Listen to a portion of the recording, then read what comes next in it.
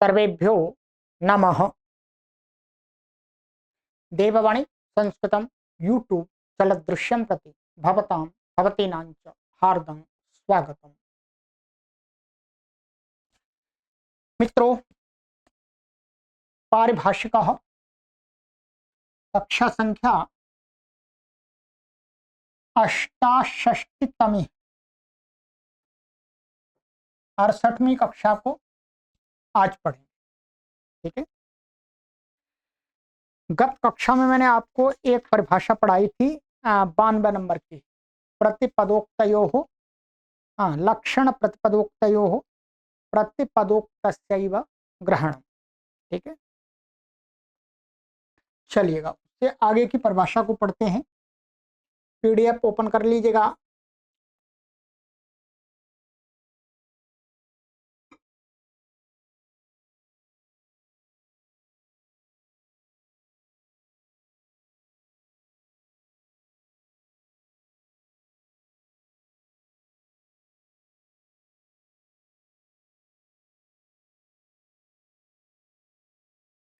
ये ठीक है।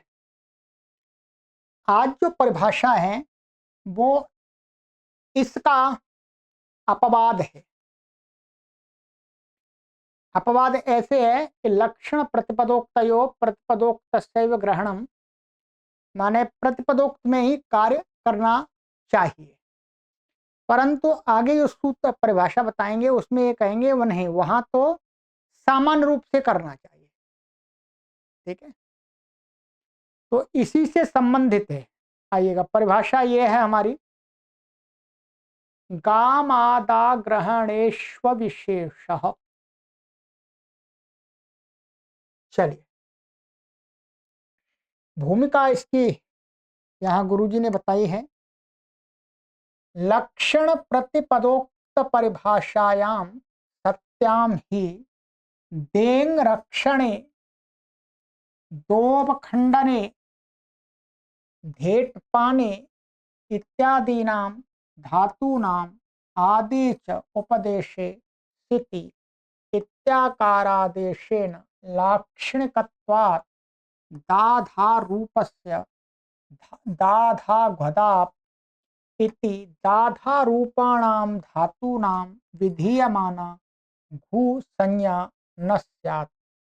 दुदाई दुधाई इत्यादावेव तु स्यात्। तस्मात् इमं संदेहं निवर्तयितुं भवति इयं ज्ञापक सिद्धा परिभाषा।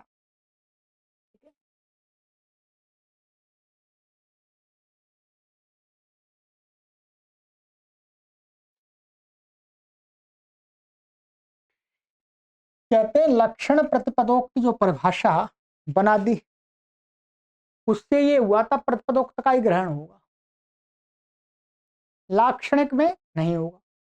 तो इससे ऐसा होने पर, इस परिभाषा के होने पर तो क्या है, जो देंग रक्षण एक धातु है भुआदिगण में, दो अवखंडने धातु है द्विआदिगण में, धेट पाने धातु है भुआदिगण में। इन धातुओं को क्या है, आदेश उपदेशिति से दे को दा, दो को दा, धे को धा हो जाएगा। ठीक है। आकारादेशेन लक्षण का, अब इनका जो धा बनेगा, दा बनेगा, वो कैसा होगा, लाक्षणिक, क्योंकि सूत्र से हुआ है इसलिए। तो फिर जो दा धा रूप से, माने इनका जो दा और धा रूप होगा उसकी दाधा घदाप, ये जो सूत्र है, इस सूत्र से दा और धा की घूसंज्ञा कही है। तो दाधा रूपाणाम धातु नाम, दा और धा रूप वाली धातुओं की जो विहित जो घूसंज्ञा नहीं प्राप्त होगी। क्यों? क्योंकि इनका जो दा और धा बनेगा वो तो लाक्षणिक है, और हमें दूसरा क्या है, दुदाई और दुधाई, इनका जो दा और ये धा है ये प्रतिपदोक्त है। इत्यादि हुए वतुस्यात्, माने इन्हीं की हो जाएगी, दा और धा जो इत्यादि गण की जो धातु है उनकी होगी। ठीक है, क्योंकि यहाँ पर हमें प्रतिपदोक्त मिल रहा है।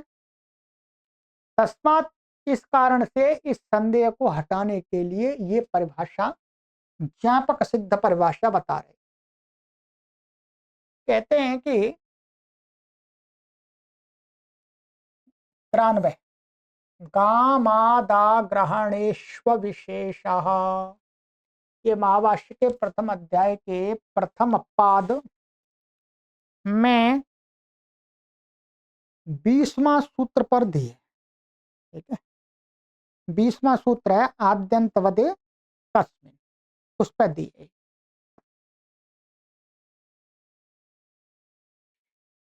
कहते हैं गा और माँ और दा माने दा ऐसा नहीं होगा, ये होगा माने गा माँ दा ग्रहण, ठीक, इनमें अविशेष, ऊपर वाली परिभाषा अर्थात इनमें नहीं लगे। ऊपर वाली जो परिभाषा है लक्षण प्रतपदोक्तयोः प्रतपदोक्तस्यैव ग्रहणम, वो इन धातुओं का विषय नहीं बनेगी। इनमें तो अविशेष माने सामान्य से लक्षण और प्रतपदोक्त दोनों का ही ग्रहण होता है, दोनों को ही कार्य होता है, ऐसा जानना। अब पढ़ते दा इत्यस्य ग्रहणम अस्मिन् इति दा ग्रहणम सूत्रम। यहाँ पर क्या ये दा ग्रहण लिया है, ग्रहण को दा के साथ जोड़ा है और इसमें बहुब्रीहि समास किया है। दा मान दा ये ग्रहण किया गया है, जिस पढ़ा गया है जिस सूत्र में, उस सूत्र क्या कहलाएगा? दा ग्रहणम। ठीक है, सूत्र जैसे दा धा घदाप, तो दा उस सूत्र में पढ़ा गया है तो उस सूत्र को कह रहा है दा ग्रहण। बहुब्रीहि समास कर दे। यहाँ पर आप अस्मिन लगा रहे हैं, यहाँ पर अस्मिन व्याकरण पढ़ाते समय अस्मिन लगाते हैं, परंतु हम वैसे बताते समझाते तो ऐसे कहते हैं कि दा इत्यस्य ग्रहणम यस्मिन, तो अस्मिन की जगह आप यस्मिन भी लगा सकते हैं, यस्मिन माने जिसमें। ठीक है, तो ऐसा ये बहुब्रीहि समास हो गया। फिर गाश्च माश्च दा ग्रहणंच गामादा ग्रहणानि तेषु गामादा ग्रहणेषु। फिर गा मा और दा ग्रहण का समास कौन सा कर दिया? द्वंद्व समास। इतरेतर बहुव्रीहि उत्तर पद द्वंद्व, माने बहुव्रीहि और उत्तर बाद में द्वंद्व समास। ठीक है, तो गा मा दा ग्रहणेशु में पहले क्या है? बहुव्रीहि माने उत्तर पद में बहुव्रीहि है, और फिर बाद में उसमें द्वंद्व कर दिया है। अब परिभाषा देखते हैं। गा इत्यत्र मा इत्यत्र दा ग्रहणे सूत्रे च सामान्येन लाक्षणिकस्य प्रतिपदोक्तस्य चोभयस्यापि ग्रहणं भवतीति ज्ञातव्यम्। कहते हैं गा इस यहाँ पर और माँ, इनके माने ये गा और माँ, माने गा कहीं पड़ा हुआ, माँ पड़ा हुआ, ठीक है उसको, और दा ग्रहणे सूत्रे, यहाँ पर का दा ग्रहण वाला सूत्र लिया है, गा वाला सूत्र नहीं लिया। गा को तो गा मात्र को कहा है, ऐसे दा ऐसे माँ मात्र को कहा है। ठीक है, पर गा माने ये दा ग्रहण सूत्र लिया, तो बहुब्रीहि समास किया है इसमें। तो कहते हैं सामान्य रूप से लाक्षण का प्रत्यय दोनों को ही, दोनों का ही ग्रहण होता है, दोनों को ही कार्य हो जाता है।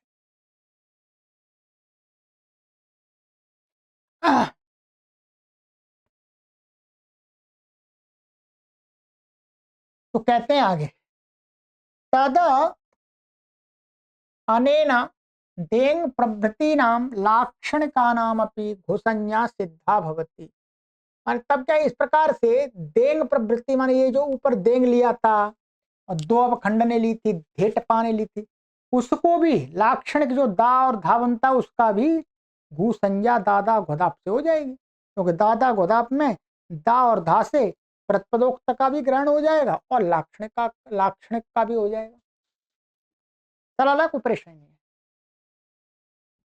ये हो गया। अब इसका ज्ञापक बता रहे हैं। ठीक है,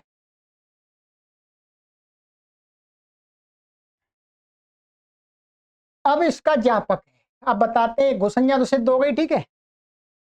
अब कहते हैं दैप शोधने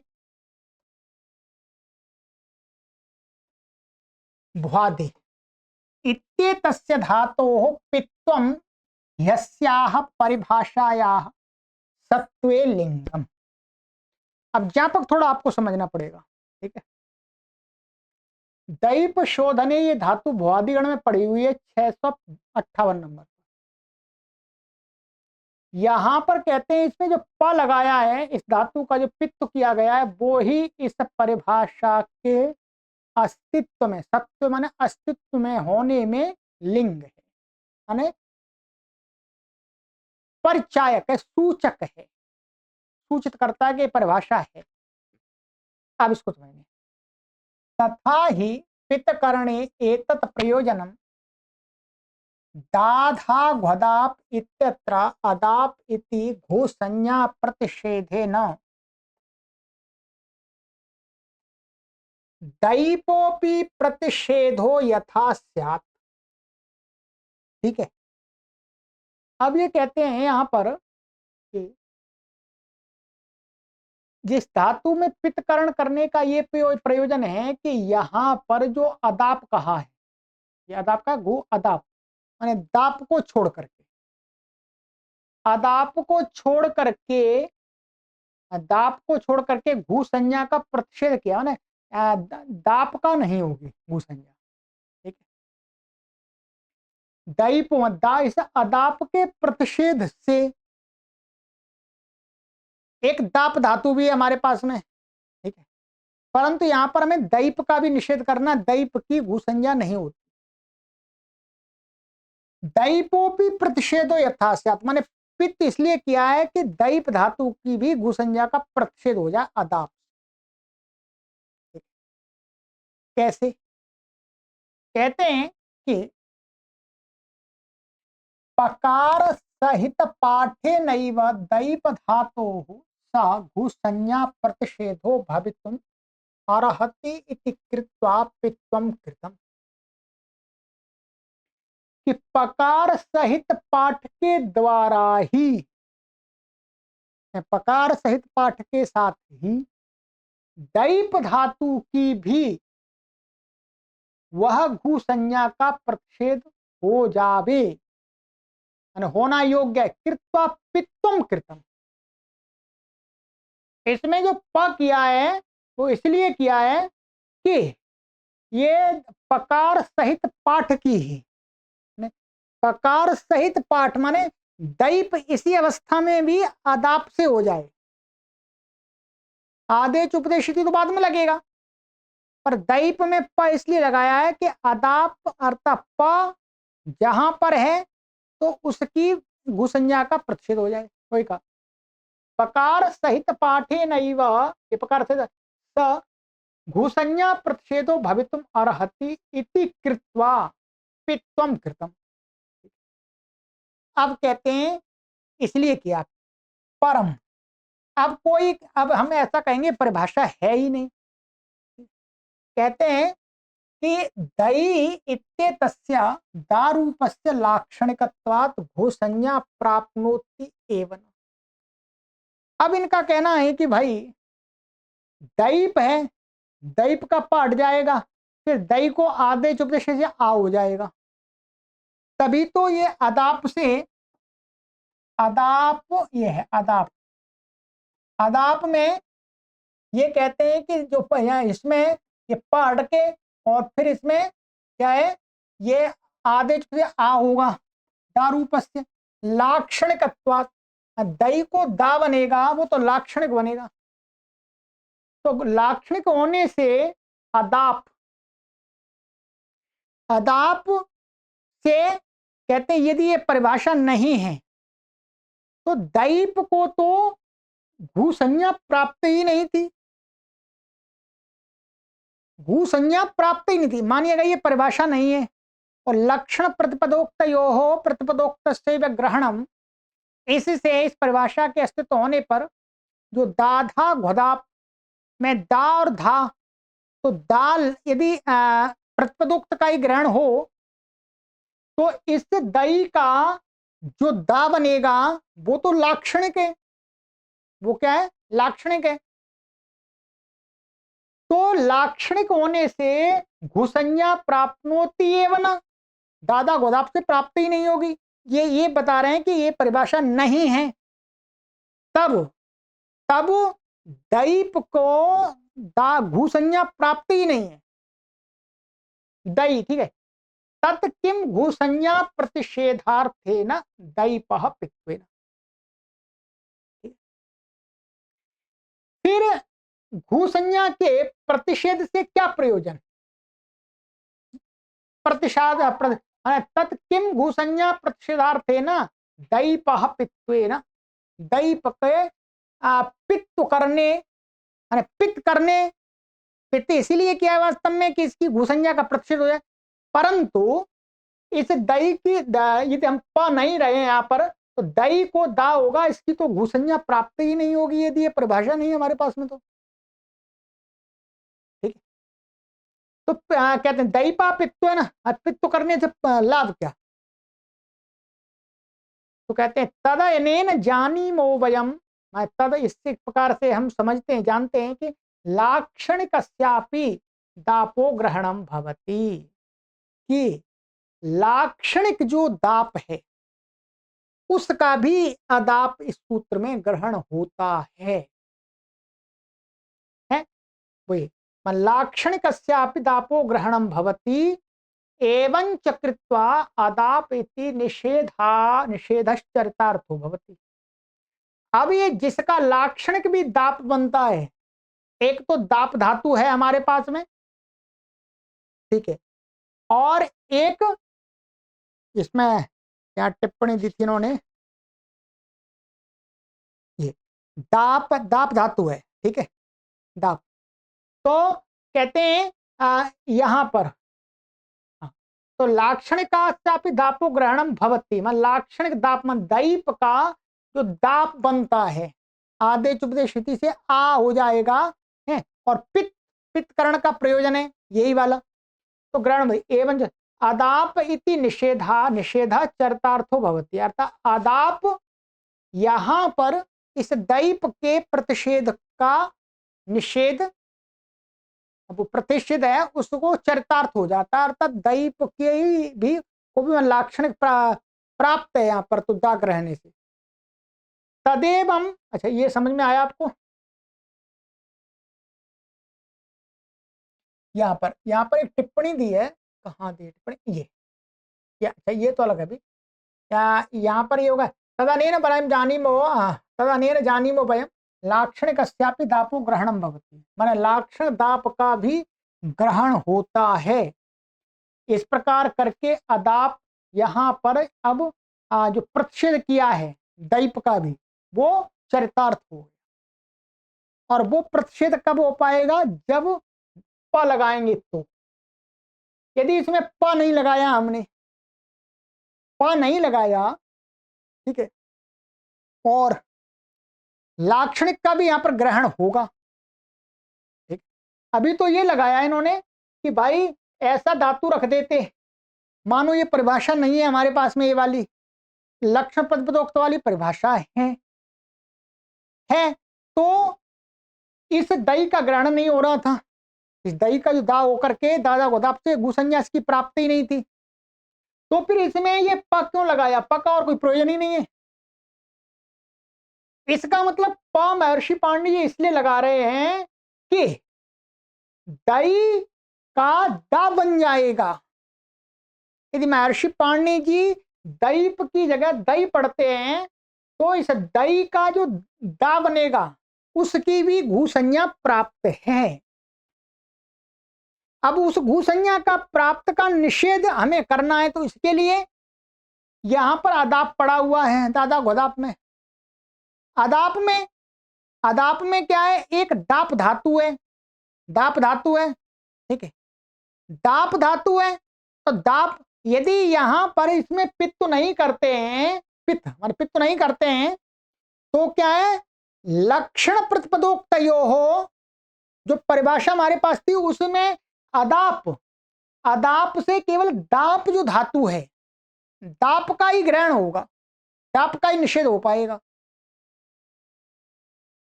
तो इसलिए ये देख करके कि नहीं, यहां पर पित्त किया है, पित्त इसलिए किया है कि इसको भी जब दे दा बन जाता है तो इसको दाप, इसको भी दा रूप मान करके दादा गोदाप से को घू संज्ञा प्राप्त थी, तो उसको अब हटाना है। तो इसलिए अदाप माने दैप है, तो दैप का आदेश उपदेश से उपदेश में आ हो जाएगा, ठीक है। तो अदाप दाप हो जाएगा, तो दाप से दाप और दैप दोनों का ग्रहण होगा। तो अब पित्त इसमें भी है और दाप में भी है, तो दोनों का ग्रहण हो गया, लाक्षणिक का भी प्रतिपदोक्त का भी, ठीक है। और ये यहां पर ज्ञापित हो गया कि यहां इस दा के ग्रहण में, दा के ग्रहण में, दा ग्रहण का अर्थ दा धातु जिस जिस सूत्र में पड़ी है वहां वहां के लक्षण प्रतिपदोक्तयो प्रतिपदोक्त ग्रहणम न भवती परिभाषा नहीं लगती। अब इस इतने पार्ट को 2 से 3 बार आप पढ़िएगा, ठीक है। मैं इसको दोबारा फिर पढ़ देता हूं आपको, ठीक है। ये थोड़ा सा मैंने पहले कहा, ये थोड़ा सा वैसा है, यहां से देखिए। तथा ये पित्तकरणे एतत् प्रयोजनम, माने पित्तकरण में ये दैप धातु है, ये इसमें दैप शोधने में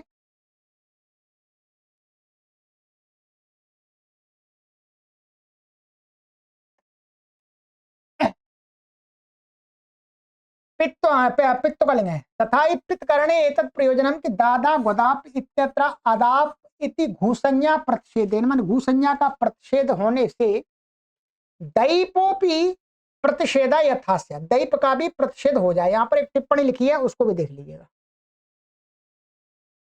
क्या है? पित्तकरण सामान्येन दाप लवने इत्यनेन सह दैपोपि प्रतिषेधो यथा स्यात् इति भावः। ये उसका पित्तकरण सामान्य, माने इसमें भी पित्त है और इसमें भी पित्त है। तो अदाप से मतलब पूरे में दैप और दाप दोनों का ग्रहण है पित्तकरण के सामान्य से, क्योंकि ये भी दाप बन जाती है और ये तो दाप है ही, ठीक है। तो पित्तकरण सामान्य, समान रूप से पित्तकरण को देख करके, ठीक है। अब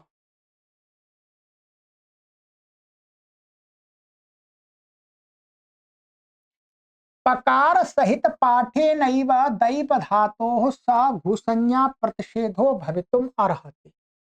माने पकार सहित में दैप में पढ़ेंगे तभी भूसंज्ञा का प्रतिषेध होने के लिए योग्य है, क्योंकि अदाप प तो होना ही चाहिए, प जिसमें होना चाहिए, तो वही अर्थ। ऐसा करके पित्तम कृतम, पित्त किया है यहाँ पर। परम, अब शंका उठाते हैं, परम दई इत्येतस्य दारूपस्य लाक्षणिकत्वात् भूसंज्ञा प्राप्नोति एव न। कहते हैं यदि लक्षण प्रतिपदोक्त वाली परिभाषा है, ये वाली परिभाषा नहीं है, तो भाई इस जो दैप का जो दा बनेगा वो तो लाक्षणिक बनेगा, लाक्षणिक बनेगा। तो लाक्षणिक में तो उस परिभाषा के बल से दादा गोदाप से भूसंज्ञा प्राप्त ही नहीं है। तो फिर दैप का प्रतिषेध तत्किम भूसंज्ञा प्रतिषेधार्थेन दैपः पित्वेन। भाई फिर उस घूसंज्ञा का प्रतिषेध से क्या प्रयोजन, क्या प्रयोजन? दैपः पित्वेन, फिर दैप का पित्तकरण तो बेकार ही हो गया। दैप के पित्त के द्वारा प्रतिषेध से क्या प्रयोजन, प्राप्ति नहीं उसको भूसंज्ञा। कहते हैं तदनेन जानीमो वयम्, परंतु महर्षि पाणिनि जी यहां पर पित्त कर रहे हैं, पित्त कर रहे हैं, इसका मतलब अदाप से प्रतिषेध करना चाहते हैं, तो इसको घूसंज्ञा प्राप्त है। घूसंज्ञा इसको कब प्राप्त होगी? जब इसके लाक्षणिक का भी ग्रहण हो जावे, ठीक है। तो लाक्षणिकस्यापि दापो ग्रहणम भवति, इसलिए इससे हम समझते हैं कि लाक्षणिक दाप का भी ग्रहण हो रहा है। लाक्षण में आदेश उपदेश श्रुति से आ हो जाएगा पकार रहते ही, ठीक है। कहते एवं च कृत्वा, इस प्रकार करके अदाप इति निषेधा चरितार्थ भवति, फिर ये अदाप से दैप का जो निषेध है वो चरितार्थ हो जाता है, को भूसंज्ञा करनी नहीं है। तदैवं, ठीक है, मैंने दोबारा इसलिए पढ़ी आपको और सरलता हो जाए। तद एवं परिभाषाया एक देशः दा इत्येतस्या विशेष ग्रहणेन ज्ञाप्यते। अब कहता हूं इस प्रकार से क्या है, परिभाषा के एक देश, ध्यान रखेंगे, दा वो गा मा दा ग्रहणेशु, इस परिभाषा में जो दा है वो तो एक देश है ना, वो भाग है ना परिभाषा का, पूरी परिभाषा तो नहीं है। तो दा इससे जो दा इत्ते तस्य, माने एक देश जो ये दा है इसका नहीं, तद एवं परिभाषाया एक देश, परिभाषा का एक देश दा इत्ते तस्य अविशेष ग्रहणेन ज्ञाप्यते, माने दा इसका अविशेष रूप से, माने किसी विशेष को लेकर के नहीं, विशेष माने घू, ये कहना चाह रहे हैं कि ऐसा नहीं है कि घू संज्ञा के विषय में ही दा को माना जाएगा, नहीं, दा के अन्य कार्यों में भी लाक्षणिक दा का ग्रहण होगा। ठीक है, ज्ञाप्यते, ये तीसरी टिप्पणी लिखी है, यहां पर पढ़ने से समझ में आ जाएगा। ये दाप दैप उभयोरपि ग्रहणार्थेन दैप पित्वेन इति भाव। एक मिनट, एक कौन सी टिप्पणी दी इन्होंने,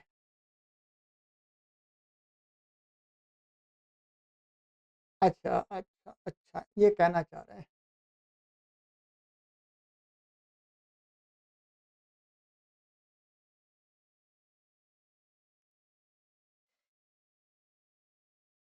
तदेवं परिभाषाया एक देश, परिभाषा का जो परिभाषा का एक देश है, दा इत्येतस्य अविशेष ग्रहणेन ज्ञाप्यते, एक देशानुमित्या च संपूर्ण एव परिभाषार्थो ज्ञापितो भवति। अच्छा, ये थोड़ा सा यहाँ पर टिप्पणी गलत लिखी है, ये यहाँ होगी नहीं, ये यहाँ टिप्पणी होगी नहीं, क्योंकि ये तो अलग बात है। तद एवं परिभाषा का जो एक देश जो दा ग्रहण है, इस परिभाषा के अविशेष ग्रहणेन, केवल दा के विषय में ही नहीं ये परिभाषा, ठीक है, ग्रहणेन अविशेष ग्रहणेन जाप्यते, माने जो दा इसमें पड़ा हुआ है वो विशेष किसी एक सूत्र का नहीं लिया हुआ, ठीक है, इससे। और आगे कहते हैं एक देशानुमित्या च संपूर्ण एवं परिभाषार्थो ज्ञापितो भवति, और एक देश जो है दा का, माने दा के माने दा के विषय में ये परिभाषा ज्ञापित हो, वो ये बात ज्ञापित हो गई कि लाक्षणिक का भी ग्रहण होता है, तो इससे गा और मां इनका भी ज्ञापित हो जाता है पूरी परिभाषा की। अब दूसरी जगह भी लाक्षणिक और प्रतिपदोक्त का ग्रहण होता है, ठीक है, ठीक है। एक देशानुमित्य माने एक देश के अनुमिति के द्वारा हम पूरी परिभाषा का अर्थ ज्ञापित हो जाता है, ये कहना चाह रहे हैं, ठीक है।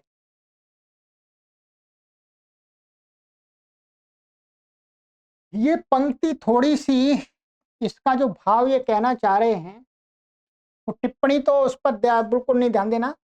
तद एवं परिभाषाया एक देश, माने इस प्रकार से परिभाषा का एक देश, परिभाषा का एक पार्ट कौन सा, दा ग्रहण, ध्यान रखेंगे, दा ग्रहण, उस परिभाषा में दा गा मा दा ग्रहण जो पड़ा हुआ है, तो दा ग्रहण दा इत्येतस्य अविशेष ग्रहणेन ज्ञाप्यते,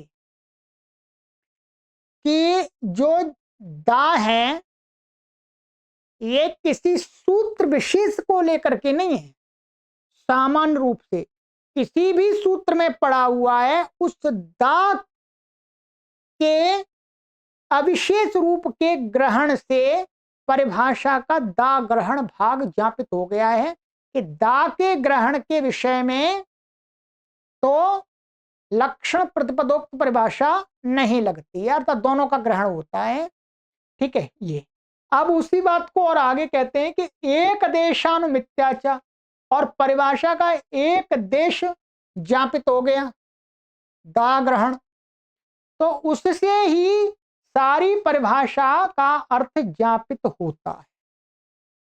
अथवा ऐसा माना जाए कि ठीक है, दा ग्रहण में तो ये दैप ज्ञापक बन गया, दैप कपित्व, और गामा के ग्रहण में ये परिभाषा वाचने की परिभाषा, ये दूसरी परिभाषा क्या उसमें यही लिखा हुआ है। ठीक है, इसमें थोड़ा सा सही लिखा हुआ है, यहाँ पर थोड़ा वाक्य टेढ़ा हो रहा है, और जो नीचे टिप्पणी लिखी है इसकी वो टिप्पणी असंगत है।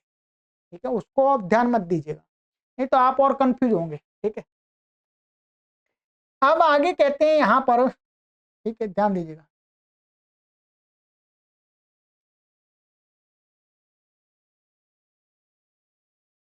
अब आगे कहते हैं कि तथा ही भूमास्था गापा जहां तिसाम हली इत्यत्र माँ इत्यनेन मेंग इत्यादयोपि गृह्यन्ते। यहाँ पर जो माँ पड़ा हुआ है, तो माँ से माँ धातु का भी ग्रहण हो जाएगा, मांग माने का, और मेंग माने का भी हो जाएगा।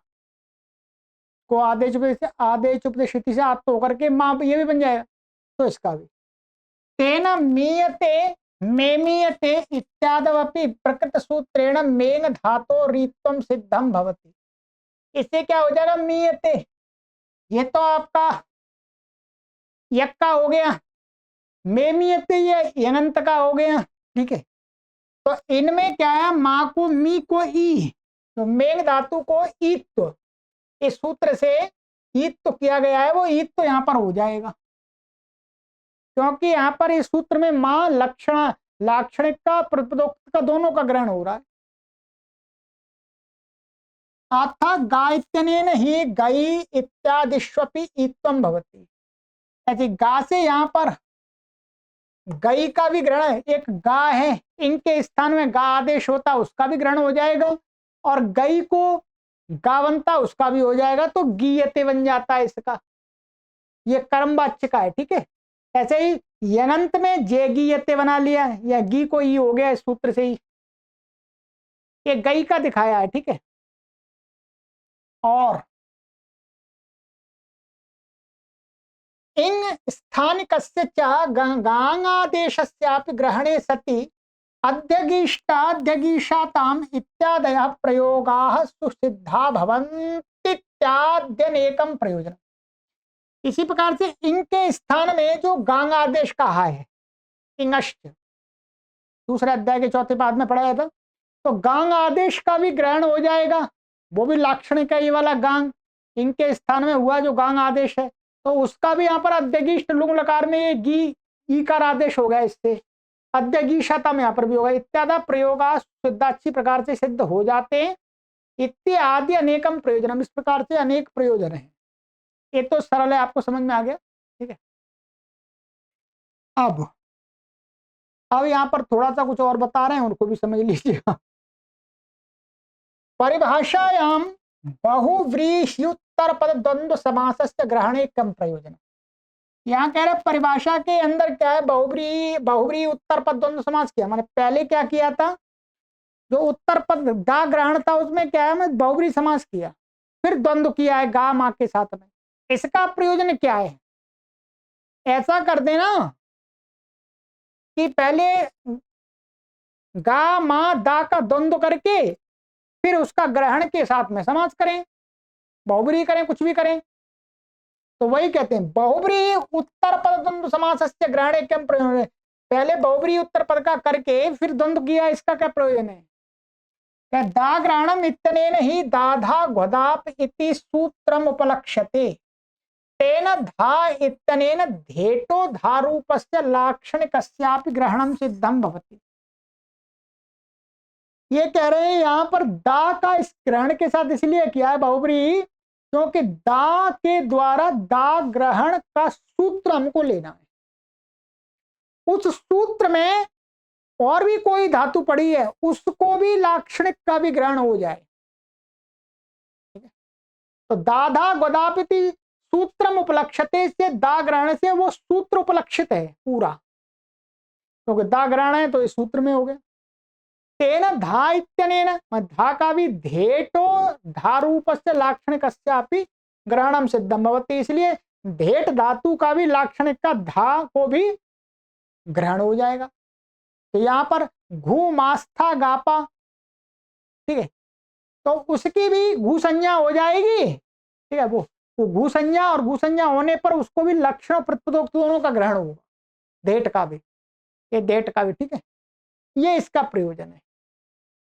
चलिएगा ये आगे कुछ बताते हैं, थोड़ा कंफ्यूजन हो जाता है, बाकी इन चीजों की कोई आवश्यकता नहीं थी, यहाँ पर ये अपने काशिका में समझने की बातें हैं। इदमत्रावधेयम, यहाँ पर ये निश्चय कर लेना चाहिए, इयम ही गामादा ग्रहण परिभाषा बाध्य सामान्य चिंतया लक्षण प्रतिपदोक्त परिभाषायाः निरनुबंधक परिभाषायाः अलुग विकर्ण परिभाषायाश्च तिस्राणामपि परिभाषाणाम बाधिका अस्ति। अब ये बात और ध्यान देनी चाहिए कि ये जो परिभाषा है गामादा ग्रहण वाली, ये केवल लक्षण प्रतिपदोक्त के विषय में ही नहीं अपवाद है, अपितु गामादा ग्रहण परिभाषा बाध्य सामान्य चिंतया, बाध्य सामान्य माने गा और दा और मा, गा मा, गा मा और दा ग्रहण, इसको बाध्य सामान्य चिंतन और भी कोई कार्य कोई प्राप्त है उनको भी ये अपवाद कर देगा। तो इसको कहते हैं कि इनसे संबंधित धातुओं से संबंध बाध्य सामान्य चिंता के द्वारा विशेष सूत्र का ये विशेष परिभाषा की बात, ये वो नहीं है अपवाद। बाध्य सामान्य, सामान्य माने और भी कोई इनको कार्य प्राप्त हो कहीं, तो वहां पर यदि प्रतिपदोक्त और वैसी कोई बात हो तो दोनों का ग्रहण वहां पर भी होगा, केवल इसी परिभाषा का विषय नहीं होगा जो पीछे वाली है। कहते हैं लक्षण प्रतिपदोक्त परिभाषा एक इसका निरनुबंधक परिभाषाया, ये निरनुबंधक है, ठीक है, ये हमारी संख्या थी 71 72, ये जोड़ा था हमारा, ठीक है, ये था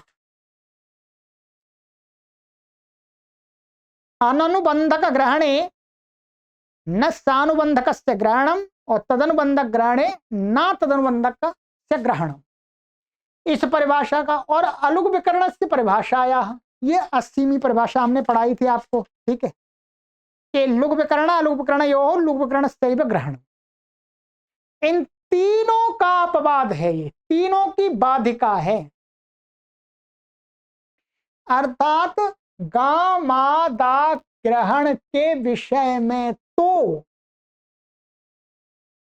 सामान्य रूप से निरनुबंधक और वो सानुबंधक मान करके कोई कार्य प्राप्त है उसका निषेध नहीं होगा, जो वो परिभाषा कर रही है उस सामान्य रूप से होगा वहां तो।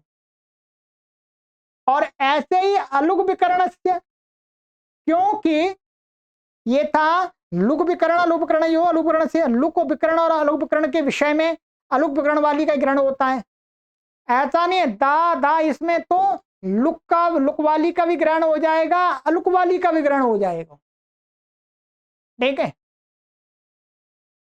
बस इतना ही आपको समझना है, बाकी उदाहरण देकर के आपको अभी समझने की आवश्यकता नहीं है। बाध्य सामान्य चिंता रूप में इस परिभाषा को रख करके इन तीनों परिभाषा की ये बाधिका, अर्थात इस परिभाषा के विषय में ये तीनों परिभाषाएं कार्य नहीं करेंगी, बस इतना समझ लीजिए, ठीक है। चलिए, परिभाषा छोटी थी और इसका विस्तार अधिक कर दिया है। ये दूसरी पुस्तक है, इसमें बहुत थोड़ा सा ही व्याख्यान करके निपटा दिया है, ठीक है, तो उसने तो संतुष्टि हो जाती है। अब इसमें लिखा है बहुत ज्यादा, मुझे भी समझाना पड़ता है, तो वो चलिए कोई बात नहीं, जितना आपको अभी आ रहा है काफी तो आ ही रहा है, आपको 90-95% तो आ ही जाता है, थोड़ा सा रह जाता है वो कोई बात नहीं। चलिएगा, ये हो गया। अब आगे चलेंगे, आगे हमारी परिभाषा है प्रत्यवयवम वाक्य परिसमाप्ति, ये भी बहुत महत्वपूर्ण परिभाषा है। सर्वेभ्यो नमः।